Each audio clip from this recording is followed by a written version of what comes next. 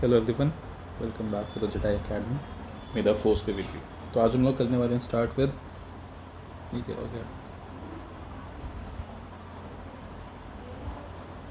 आज हम लोग करने वाले हैं स्टार्ट विद लाइफ प्रोसेसेस।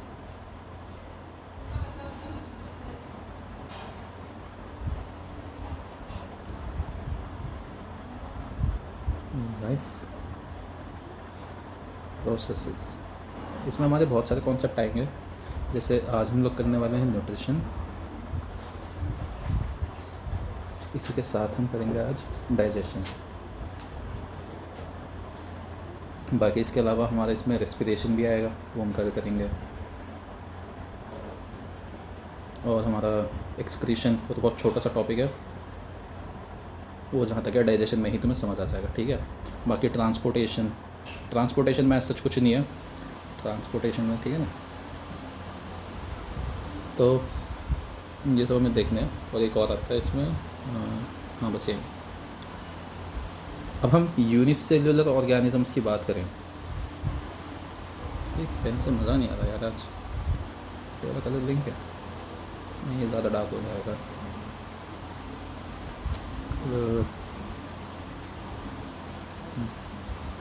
ठीक है,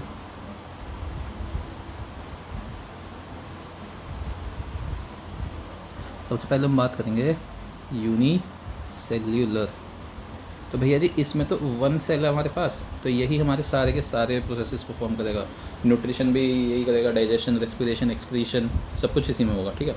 लेकिन जब हम बात करते हैं मल्टी सेल्युलर ऑर्गेनिजम्स की, किसकी? मल्टी सेल्युलर, तो यहाँ पे स्पेसिफिक ऑर्गन्स होते हैं हमारे, स्पेसिफिक ऑर्गन्स होंगे हर काम के लिए, फॉर ईच टास्क। अब तुम खाओगे तो खाना पेट में जाएगा, जब सांस लोगे तो लंग्स यूज़ होंगे हमारे, तो ऐसी हर चीज़ के लिए हमारे अलग अलग हैं, ठीक है। तो आज हमें करना है अपना न्यूट्रिशन। न्यूट्रिशन क्या भैया जी? हम खाना कैसे खा रहे हैं, mode of absorption of food.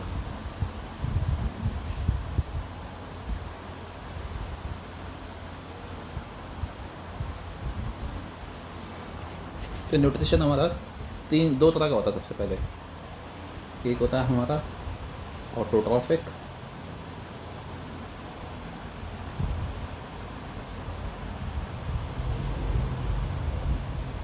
Second is heterotrophic.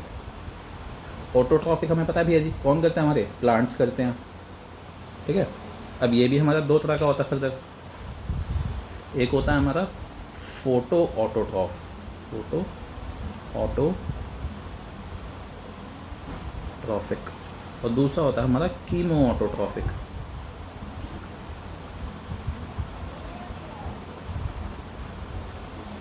हमें करना है फोटो ऑटोट्रॉफिक। ऐसी जो हमारा हेटेरोट्रॉफिक है, हेटेरोट्रॉफिक मोड ऑफ न्यूट्रिशन भी हमारा तीन तरह का होता है फर्दर। एक होता है हमारा होलोजोइक, एक होता है हमारा सैप्रोट्रॉफिक,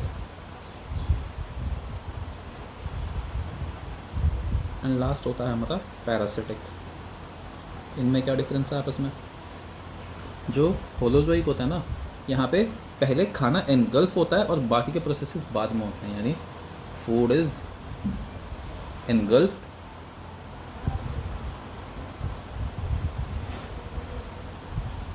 और अब इसके बाद होंगे बाकी के प्रोसेसेस।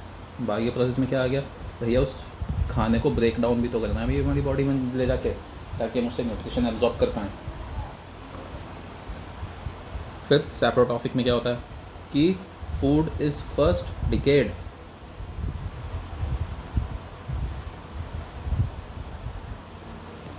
Then absorbed.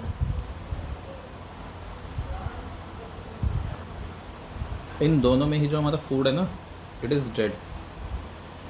हम यहाँ पे बात कर रहे हैं डेड फूड की या डेड फूड सोर्स की, ठीक है। अब पैरासिटिक में क्या होता है भैया जी कि we feed on living organisms.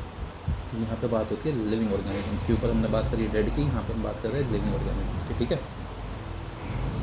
अब मैं तुमसे पूछूं ह्यूमन्स इनमें से किस कैटेगरी में आएंगे, तो ह्यूमन्स आते हैं होलोजोइक मोड ऑफ न्यूट्रिशन में। ह्यूमन्स आते हैं हमारे, खुद सोचो ना, हम पहले खाना सटकते हैं, उसके बाद हम उस पर बाकी के प्रोसेसेस करती है हमारी बॉडी। तो पहले हम खाना सटकते हैं, ठीक है।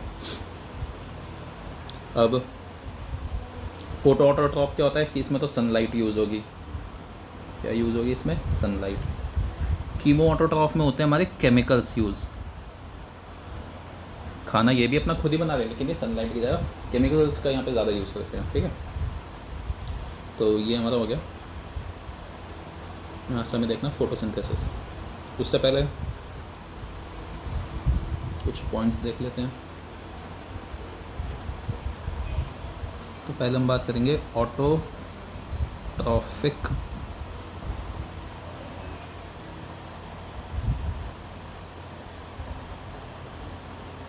यही देखना भी और हमें, ठीक है, बाकी हमें नहीं देख, बाकी उससे मुझसे पेपर में कुछ पूछना नहीं है, मैं सिर्फ ऑटोट्रॉफिक न्यूट्रिशन पे ही ध्यान देना। तो यहाँ पे जो खाना बनता है it can be made using, ऊपर देख लिया कि या तो सनलाइट का यूज़ हो सकता है ऑटोट्रॉफिक में हमारे, या केमिकल्स का यूज़ हो सकता है।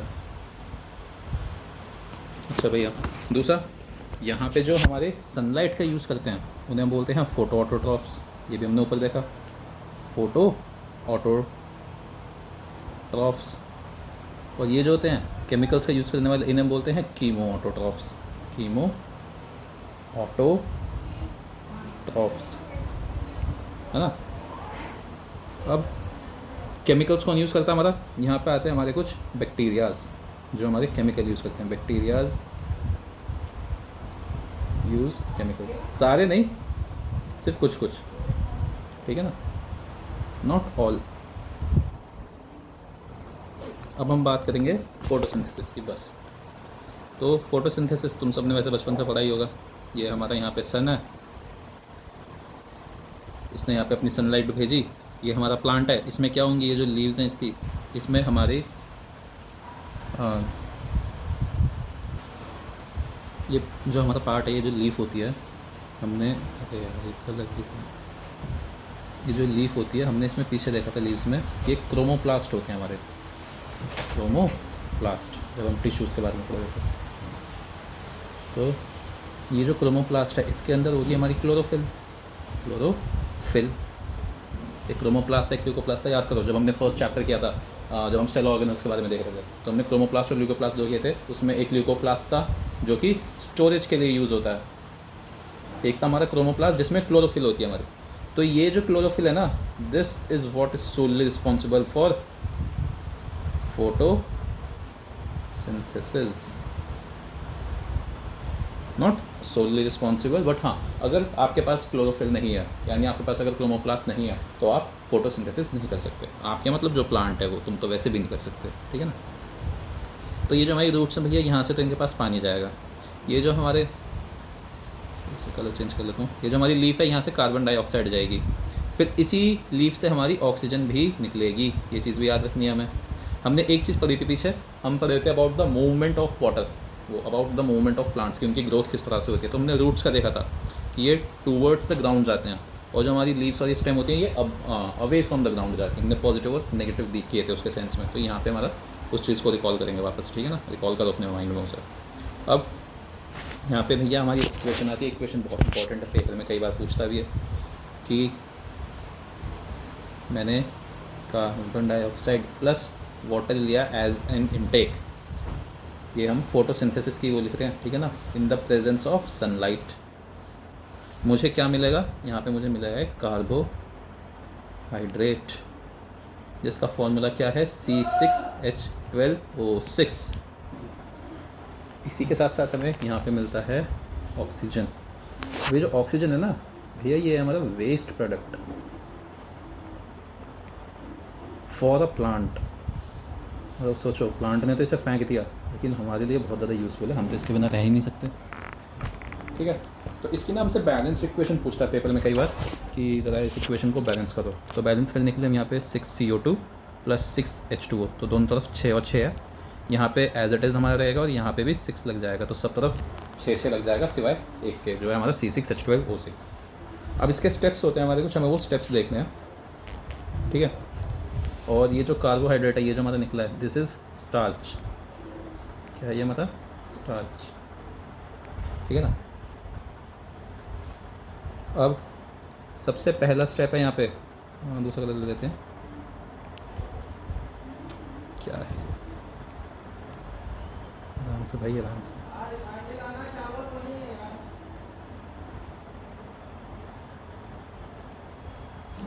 फर्स्ट स्टेप कि light energy is absorbed, light energy is absorbed. अच्छा, अभी एब्जॉर्प्शन करेगा कौन?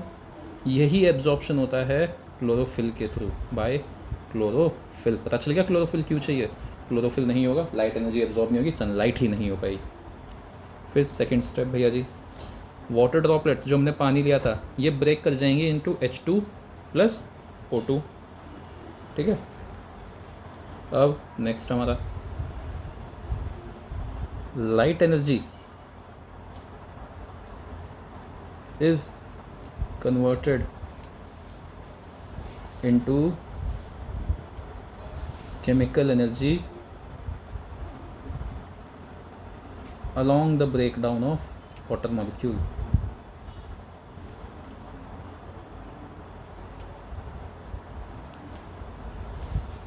इन्हें ना स्टेप्स को अलग अलग मत लिखो, ये स्टेप ना दोनों एक ही हैं, सेकंड और थर्ड, ठीक है ना, तब ज़्यादा अच्छे समझ आएगा। ये इक्वेशन जो हमारी हो रही है, इसी की वजह से जो हमारी लाइट एनर्जी ये ब्रेक डाउन कर पा रही है इनटू केमिकल एनर्जी, ठीक है ना। अब नेक्स्ट स्टेप है हमारा कि हाइड्रोजन जो है ये कंबाइन करेगी विद CO2 और ये हमें दे देगी हमारा कार्बोहाइड्रेट जो कि हमें चाहिए,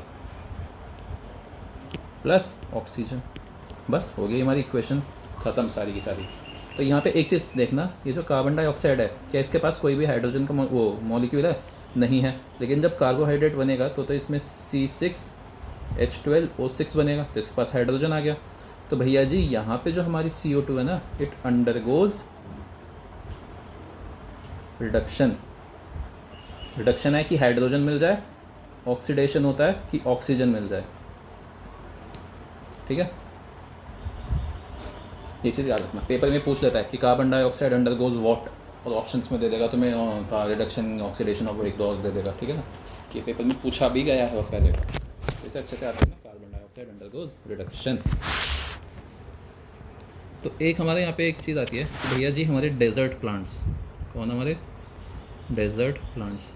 अब डेजर्ट प्लांट्स के पास ना एक प्रॉब्लम है, क्या कि यार दिन में तो ज़्यादा वहाँ पे सनलाइट है नहीं, तो दिन में तो ये बना नहीं सकते, और वो सॉरी दिन में तो बहुत ज़्यादा सनलाइट है, sunlight during day is very high.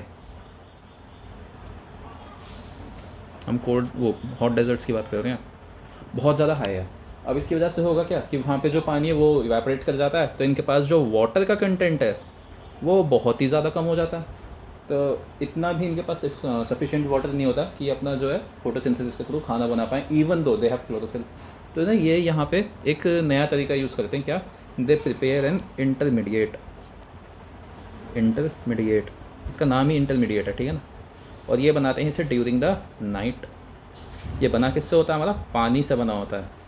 भैया रात में वो जो भी पानी एब्जॉर्ब करेगा अपनी रूट्स के थ्रू, उसका रेट ऑफ इवेपोरेशन बहुत ज़्यादा कम होगा, जो उसकी लीव्स के थ्रू निकलेगा वो बहुत ज़्यादा कम निकलेगा। तो ये क्या करता है, उस पानी को ना बचा लेता है और उसका एक इंटरमीडिएट बना लेगा, and this intermediate is acted upon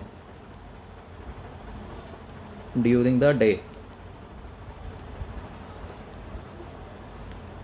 two make food by photosynthesis.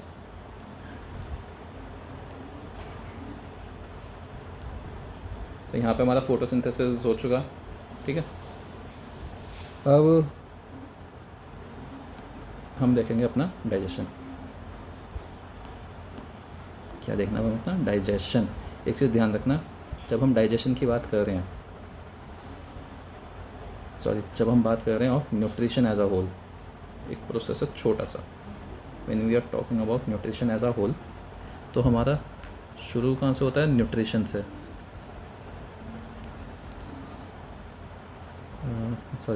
शुरू हमारा कैसे होगा, इंजेशन से। हमने खाना खाया, इंजेशन के बाद इसका डाइजेशन होगा, अब इस खाने को पचाया जाएगा। डाइजेशन के बाद इसमें से एब्जॉर्प्शन होगा। ये जो एब्जॉर्प्शन है हम अभी डाइजेशन के साथ ही पढ़ लेंगे। इसके बाद इसका असिमिलेशन होता है, हमारे जो भी वेस्ट है वो सारा जमा होता रहता है। और उसके बाद ये हमारा एजेशन होता है, हम इस फूड को, ये जो हमारा वेस्ट होता है इसको एक्सक्रीट कर देते हैं। तो आज हम डाइजेशन देखेंगे और एब्जॉर्प्शन देखेंगे, ठीक है। एजेशन या एक्सक्रीशन जो है हमारा वो कुछ खास नहीं है, हमें बस पता है कि भैया जो फूड और जो भी बाकी वेस्ट होते हैं हमारी बॉडी से एक्सक्रीट हो जाते हैं, तो हमें उसमें कुछ इतना कुछ देखने की ज़रूरत है नहीं। यहीं पे मैं बता दूंगा तुम्हें इसी के साथ। अब यहाँ देखना, मैंने माउथ से अपना खाना जो है खाना शुरू किया, मैंने खाना यहाँ पे खाया। इसके बाद सलाइवरी ग्लैंड्स होते हैं। भैया जी सलाइवरी ग्लैंड्स की क्या ज़रूरत है, सलाइवरी ग्लैंड्स ना हमारे एक जो हमारा थूक जिसे हम सलाइवा बोलते हैं ये सिक्रीट करेंगे। अब इस थूक का क्या काम है, सबसे पहला है कि इसी के थ्रू हेल्प की वजह से हम खाने को आराम से च्यू कर पाते हैं। दूसरा, इसमें होता है हमारा स्टार्च, वो अमाइलेस। अमाइलेस क्या करता है, जो हमारा स्टार्च होता है ना, भैया हमने तो प्लांट फूड खाया ना, तो वो स्टार्च इसको ब्रेक डाउन कर देगा इनटू सिंपलेस्ट शुगर, जो कि हमारा मैल्टोज, समझ गए। तो ये हो गया हमारा सलाइवा का। फिर आइसोफेगस, ये खाने को हमारे मुंह से पेट तक लेकर जाएगी। यहाँ पे आ गया हमारा स्टमक। फिर पैनक्रियाज, पैनक्रियाज भी हमें देखना है। लिवर भी हमें देखना कि ये क्या प्ले करता है रोल। गॉल ब्लैडर हमें नहीं देखना कुछ इसमें, ठीक है ना। Large intestine, small intestine. अच्छा अपेंडिक्स, अपेंडिक्स ना पता है एक यूजलेस ऑर्गन होता है हमारी बॉडी का, इस वजह से इसे निकाल भी देते हैं ऑपरेशन से। क्यों, क्योंकि इसका कुछ ऐसा काम नहीं है, बस ये हमारी बॉडी में है। मे बी आज से 1000 साल पहले कुछ होता होगा इसका यूज़, बट आज के टाइम पे जो मतलब आज का एनवायरनमेंट है उसमें नहीं है। फिर हमारा रेक्टम और एनस। अब मैं तुमसे पूछूँ एक क्वेश्चन कि भैया लार्ज इंटेस्टाइन और स्मॉल इंटेस्टाइन में से मतलब लंबी ज़्यादा कौन सी होगी, तो लार्ज इंटेस्टाइन का साइज़ पता है कितना है, लार्ज इंटेस्टाइन का साइज़ होता है अराउंड 1.5 मीटर्स। और वहीं स्मॉल इंटेस्टाइन का साइज़ पता है कितना, स्मॉल इंटेस्टाइन हमारी होती है 5 से 6 मीटर। तो तुम कहोगे यार ये तो भाई तुम शायद कुछ गलत बता रहे हो, इसे स्मॉल बोलते हैं उसे लार्ज बोलते हैं, ये क्या बात हुई। हाँ देखो बिल्कुल ये डाउट आता है, large intestine is actually shorter in size, वहीं small intestine is longer in size, ठीक है ना। ये चीज़ याद रखना बस, क्योंकि ये बहुत ज़्यादा पतली है जो हमारी स्मॉल इंटेस्टाइन है, तो ये छोटे इस कम स्पेस में अरेंज हो जाती है, इस वजह से हम इसे स्मॉल इंटेस्टाइन बोल देते हैं। वही जो लार्ज इंटेस्टाइन है काफ़ी ज़्यादा वाइड है कंपैरेटिवली, तो ये ज़्यादा स्पेस ले लेती है, ठीक है ना। तो अब हम शुरू करेंगे अपना डाइजेशन के साथ। देखो first we take the food here, अपने मुंह से हमने खाना शुरू किया और इसको अब हम च्यू करेंगे। च्यू हम इसे कहाँ पे कर रहे हैं, पूरी हमारी है बक्कल कैविटी, जहाँ पे हम खाने को च्यू कर रहे हैं, जो कि हमारा मुंह है, ठीक है। मुंह में हमारे सलाइवरी ग्लैंड्स हैं, हमने अभी देखा ये यहाँ पे जो सलाइवरी ग्लैंड्स हैं हमारे, तो ये हो गई हमारी बक्कल कैविटी और ये हो गई यहाँ पे हमारे सलाइवरी ग्लैंड्स, ठीक है। अब सलाइवा में हमने बताया कि भैया क्या होता है हमारा, सलाइवा में होता है अमाइलेस। अमाइलेस का काम क्या होता है, स्टार्च को ब्रेक डाउन कर देता है into a simpler sugar which is maltose, ठीक है। और यही मैल्टोज जो है हमारी बॉडी फर्दर प्रोसेस करेगी। तो हम यहाँ से स्टार्ट करते हैं। सबसे पहले हमने फूड लिया, food goes into our mouth, जहाँ पे हम इसे च्यू करते हैं, वेयर इट इज़ च्यूड। अच्छा अब खाना जितना ज़्यादा चबाओगे ना, अच्छे से चबाओगे, उतना ज़्यादा इसमें अमाइलेस घुलेगा। यहीं पे हमारा आता है सलाइवरी ग्लैंड। भैया जी सलाइवरी ग्लैंड क्या करेगा, salivary gland secrete saliva which contains, क्या क्या होता है इसमें, अभी बताया था, विच कंटेन्स अमाइलेस। अच्छा भैया ये अमाइलेस क्या करेगा, ब्रेक्स डाउन, ये जो अमाइलेस है हमारा ये ब्रेक डाउन कर देता है स्टार्च को इनटू मैल्टोज। हमें ये चीज़ करने की ज़रूरत क्यों है, why do we need to break starch into maltose, क्योंकि ये है बहुत ज़्यादा कॉम्प्लेक्स शुगर हमारी बॉडी के लिए, वेरी कॉम्प्लेक्स। हमें चाहिए मैल्टोज जो कि लेस कॉम्प्लेक्स है, जिस पे हमारी बॉडी काम कर सकती है, लेस कॉम्प्लेक्स। और ये दोनों हमारे शुगर के ही मॉलिक्यूल्स हैं, less complex sugar molecule, complex sugar molecule, ठीक है। तो अब हमारा मैल्टोज तक पहुंच चुका है। अब हम आते हैं अपने नेक्स्ट स्टेप पे आ जाएंगे। नेक्स्ट आ जाता है भैया हमारा स्टमक। अच्छा, अब स्टमक तक तो चलो पहुंच गया खाना, लेकिन अभी तो ये मुंह में था ना, तो ये माउथ से जो स्टमक तक जाता है, इसके लिए ये रिस्पॉन्सिबल होता है हमारा ओइसोफेगस। ये जो है खाने को लेके जाएगा मुंह से पेट तक, क्या हमारा ओइसोफेगस। ओइसोफेगस का रिकॉल करना कि कौन से टिश्यू से बना होता है हमारा, ठीक है ना, हमने पीछे टिश्यू वाले चैप्टर में की थी ये चीज़। अब भैया जी स्टमक में होता है हमारा HCl plus mucus plus pepsin. ये भैया पेट में HCl क्या बात कर रहा है, ये तो बहुत हमने सुना है स्ट्रॉन्ग एसिड होता है। हाँ बिल्कुल होता है, हमारे पेट का जो एसिड होता है, हाँ एसिडिक pH होता है ना, बहुत ज़्यादा लो होता है। तो इसको प्रिवेंट करने के लिए कि हमारी बॉडी को जलाना दे, होता है हमारा mucus. Mucus forms a lining in stomach, क्या हमारा म्यूकस। अब भैया जी ये लाइनिंग हर 2 से 3 दिन में ना रिप्लेनिश की जाती है। अगर ऐसा नहीं होगा तो हमारा पेट अपने आप को ही डाइजेस्ट करके बाकी की जो हमारी बॉडी है उसे भी बर्न कर देगा अंदर ही अंदर। क्यों? क्योंकि अब जब एक बार इसने खुद को डाइजेस्ट कर दिया तो HCl उससे बाहर निकलेगा, और जब बाहर निकलेगा तो हमारे बाकी के ऑर्गन्स भी ख़राब होंगे और eventually it may even lead to death, ठीक है ना। तो mucus protects the lining of stomach. अब यहाँ पे हम बात करते हैं पेप्सिन का क्या काम है। देखो HCl का काम होता है to kill the germs present in food. किसका? HCl का। जर्म्स इन फूड, इन्हें ये किल करता है, ठीक है। अब पेप्सिन का काम है टू डाइजेस्ट प्रोटीन। लेकिन लेकिन लेकिन यहाँ पे हमारी होती है पार्शियल डाइजेशन। ये मत सोचना कि डाइजेशन कंप्लीट हो चुके हैं, नहीं, यहाँ पे हुई है पार्शियल डाइजेशन, ठीक है।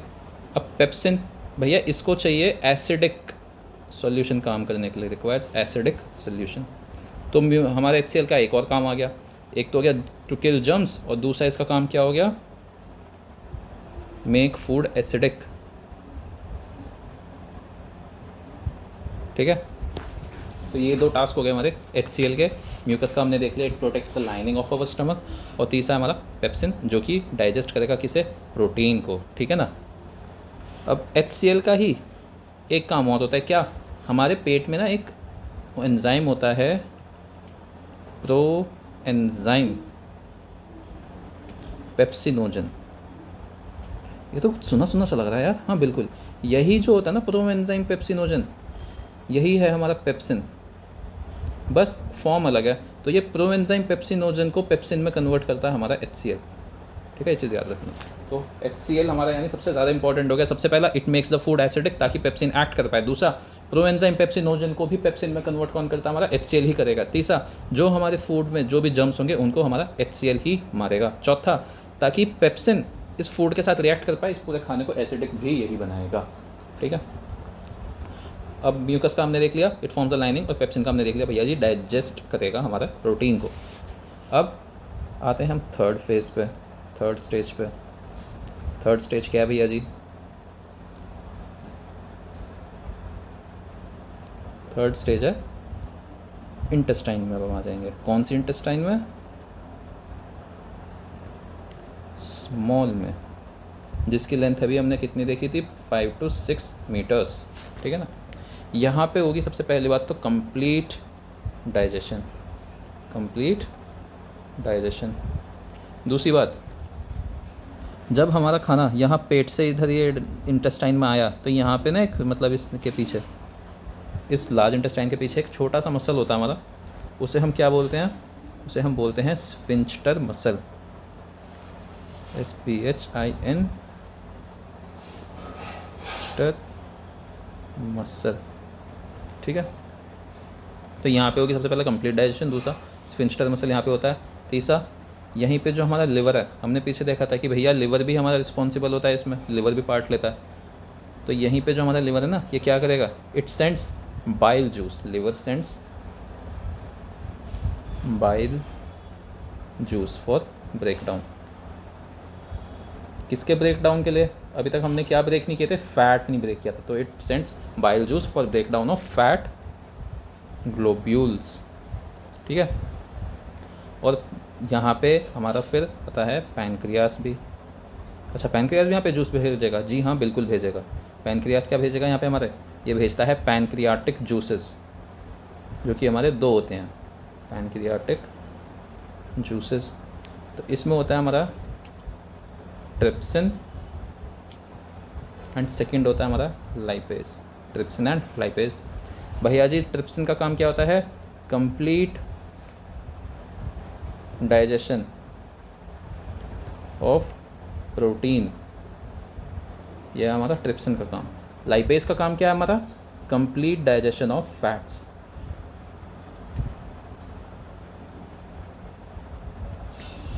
Of fats. तो ये हो गया हमारा यहीं पे, ठीक है। अब हम बात करें, जो हमारा बाइल जूस आया ना, ये होता है हमारा बेसिक, और जो हमारा पैनक्रियाटिक जूसेस आए, ये भी होते हैं हमारे बेसिक। अब तुम खुद सोचो, खाना तो हमारा एसिडिक आया, लेकिन ये दोनों हमारे जो जूसेस आए ये बेसिक आए, तो स्मॉल इंटेस्टाइन हमारी हो जाती है बेसिक। स्मॉल इंटेस्टाइन हमारी एसिडिक की जगह क्या होती है? बेसिक होती है, ठीक है। अब स्मॉल इंटेस्टाइन में ही ना एब्जॉर्प्शन हो जाएगा किसका? हमारे न्यूट्रिएंट्स का एब्जॉर्प्शन हो जाएगा यहाँ पे। अब याद करो, जब मैंने तुम्हें अभी न्यूट्रिशन की पूरी साइकिल बताई थी शुरू में अभी, तो मैंने कहा था एक एब्जॉर्प्शन होता है, डाइजेशन के बाद एब्जॉर्प्शन होता है। हम यानी कि डाइजेशन अब कंप्लीट कर चुके हैं, अब हम बात किसकी कर रहे हैं? एब्जॉर्प्शन की। तो न्यूट्रिएंट्स का एब्जॉर्प्शन भैया जी होता है, ये हमारा स्मॉल इंटेस्टाइन में ही होगा। इसके लिए कुछ याद नहीं करना, सिर्फ एक टर्म याद रखनी है, विली। विली होती है हमारी vessels present in small intestine.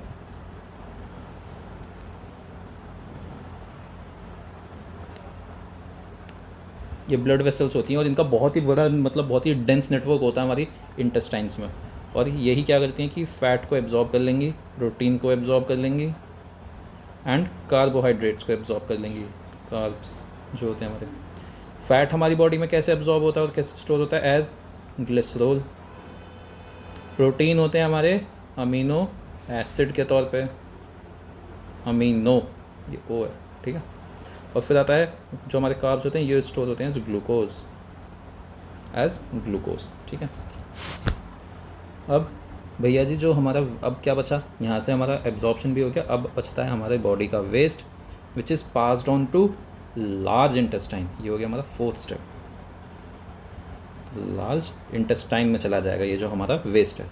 और लार्ज इंटेस्टाइन की भी हमने लेंथ कितनी देखी थी? 1.5 मीटर, ठीक है। अब इसी में दो टर्म्स आते हैं हमारे, एक आता है मैकेनिकल डाइजेशन। डाइजेशन कंप्लीट हो चुका है, ये चीज़ याद रखना, डाइजेशन हमारा जो प्रोसेस है वो ख़त्म हो चुका है। मैकेनिकल डाइजेशन और केमिकल डाइजेशन। मैकेनिकल डाइजेशन क्या होता है हमारा? Chewing of food. पेपर में पूछा हुआ ये पहले कि मैकेनिकल डाइजेशन किस स्टेज पे होता है। और दूसरा होता है केमिकल डाइजेशन, इज स्टार्च का ब्रेक डाउन इनटू अमाइलेस, वो इनटू मैल्टोज। ये होता है हमारा केमिकल डाइजेशन। तो यहाँ पे ये हमारा कंप्लीट हो गया। अब इसी से एक दो टॉपिक्स हमारे रिलेटेड हैं छोटे छोटे से, वो हम ख़त्म करके चलते हैं। हमसे ये PYQ पे बेस्ड हैं थोड़े से, ठीक है ना। हमसे पूछ लेता है कि, इसे अलग पेन से लिखेंगे, गैस्ट्रिक जूसेस हम किसे बोलते हैं? Gastric juices. तो ये होता है हमारा HCl इन स्टमक, ठीक है।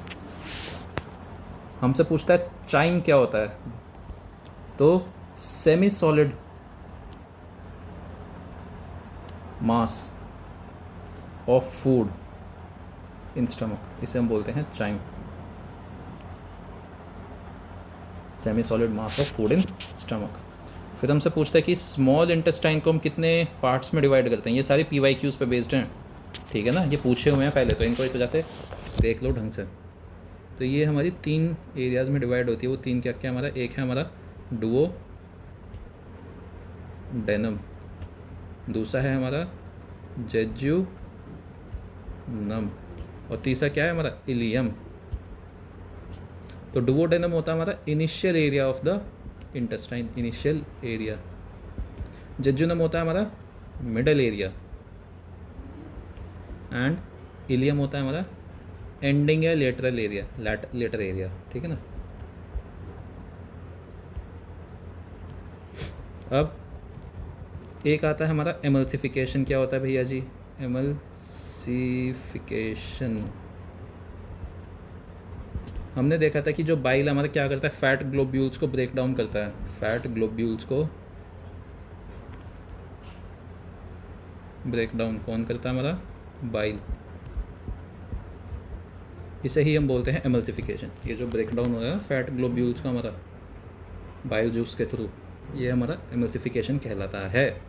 और यही हमारे क्या करता है, ये फूड को बेसिक बना देता है for pancreatic juices. Emulsification makes, भैया जब खाना पेट से आया था तो वो एसिडिक है, तो ये जो हमारे सबसे पहले एमल्सिफिकेशन जो हमारा बाइल जूस आता है, it makes food basic for pancreatic juices.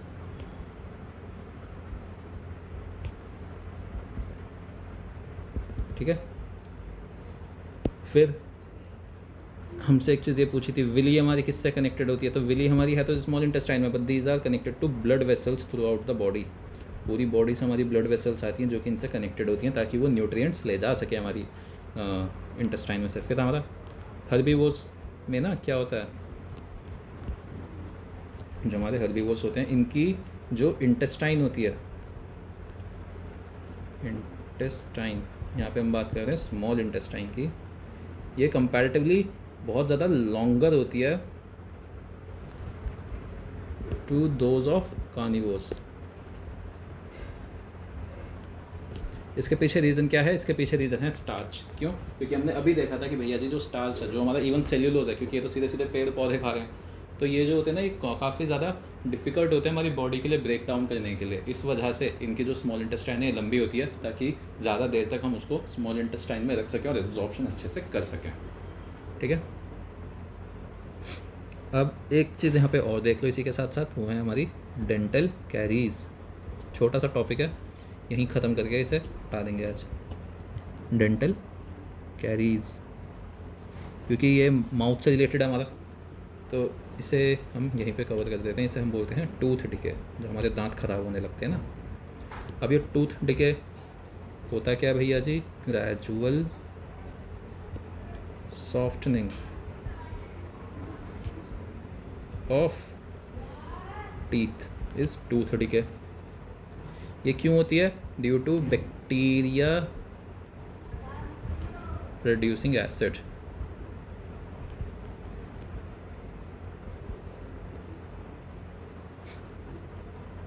Which weakens the enamel.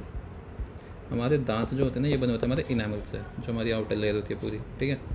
अब होता क्या है, हमने मान लो कुछ मीठा खाया, हमारे मुंह में ना कुछ ऐसा बैक्टीरिया होगा जो कि इस मीठे के जो हमारे शुगर मॉलिक्यूल्स है ना इनको ब्रेक डाउन करने लगेगा। उसके लिए वो एसिड प्रोड्यूस करेगा। अब होता क्या है कि ये जो एसिड है ना ये हमारे दांतों पे ना एक लेयर बना देता है, जिसकी वजह से सलाइवा जो होता है हमारे दांतों तक नहीं पहुंच पाता। ये मान लो जैसे मेरा दांत है, इसके ऊपर क्या हुआ, ये बैक्टीरिया ने ना ऐसे एक लेयर बना दी एसिड की। अब भैया जी इनामल को हो रहा है इस एसिड से नुकसान, लेकिन वो तो अपना शुगर को ब्रेक डाउन कर रहा है। मैंने मीठा खाया, मेरे दांतों पे कुछ मीठे के मॉलिक्यूल्स लगे रह गए। अब क्या होगा, बैक्टीरिया बैठेगा और इसको ब्रेक डाउन करने लगेगा, और अब जो अमाइलेस है वो इस तक पहुंच नहीं पाएगा क्योंकि बीच में एक लेयर बन गई है एसिड की। तो इसी वजह से ना हमारा जो एनामल है ये कमज़ोर होता चला जाता है, जो दांत है हमारा सॉफ्ट होता चला जाएगा धीरे धीरे, क्योंकि अब वो टूटता जा रहा है। तो saliva is unable to reach the surface to neutralise the acid, और यहाँ पे बन जाता है फिर हमारा प्लेग धीरे धीरे। ठीक है ना। तो बस यहीं पे हमारा चैप्टर आज का ख़त्म होता है। अगले चैप्टर में हम बाकी के प्रोसेस कवर करेंगे, मोस्ट प्रॉब्ली रेस्पिरेशन करेंगे। तो see you all next time and may the force be with you. बाकी अपना रिवीजन पे अच्छे से ध्यान देते रहना।